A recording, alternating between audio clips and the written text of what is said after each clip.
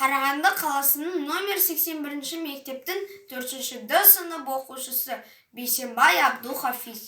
Өлең сөздің патшасы Абай Құнанбаев.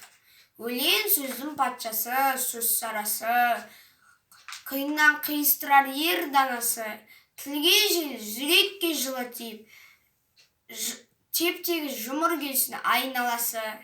Бөтен сөзбен былғанса сөз арасы, ол ақынның білімсіз бейшарасы. Айтушы мен тыңдаушының көбі надан, бұл жұрттың сөз танымас бір парасы. Әуелі аят хадис сөздің басы, қосарлы бәйт сымал келді арасы. Қисынымен қызықты болмаса сөз, неге айтсын пайғамбар мен оның алласы.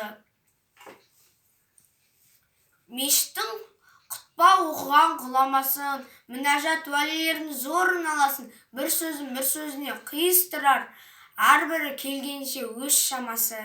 Өлеңге әркімнің ақбар зорын аласы, сонда да олардың бар таңдамасы.